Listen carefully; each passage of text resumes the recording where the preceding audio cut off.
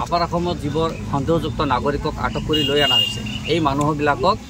আমাৰ মানকাছৰ ঠাকুৰবাৰী যিটো সীমা আছে এই সীমা দি তেখেতসকলক পাৰ কৰিবলৈ চেষ্টা কৰিছে কিন্তু ৰাতিপুৱাৰ ভাগতে বাংলাদেশৰ বিডিআৰসকলে শূন্যত গুলীবৰ্ষণ কৰিছে লগতে আৰু গুলীবৰ্ষণ হৈছে কিন্তু কোনে কোনে কৰিছে নাজানো কিন্তু দুপক্ষে গুলীবৰ্ষণৰ কথা অলপ শুনা পাইছোঁ আৰু যিসকল মানুহক সন্দেহযুক্ত নাগৰিকক যিসকলক আনিছে এতিয়া সিহঁতে আটক হৈ আছে মানে তেখেতসকলক ভাৰতবৰ্ষতো অনা হোৱা নাই বাংলাদেশতো যাব দিয়া নাই কিমানজন সন্দেহযুক্ত নাগৰিকক পুলিচে কৰিছিল 14 জন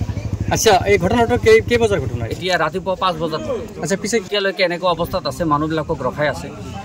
আচ্ছা গুলীবৰ্ষণ ৰাতিপুৱা 5 বজাত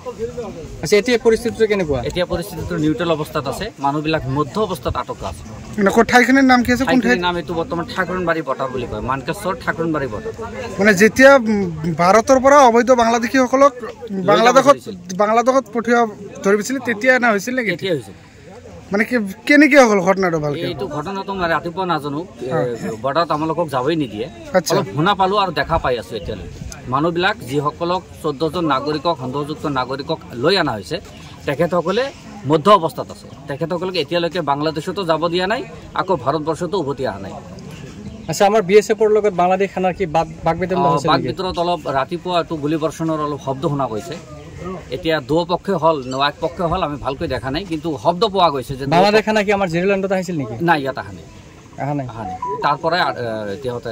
গুলীবৰ্ষণ কৰিছে এইটো শব্দ পোৱা গৈছে এতিয়া পৰিস্থিতিটো নিয়ন্ত্ৰণত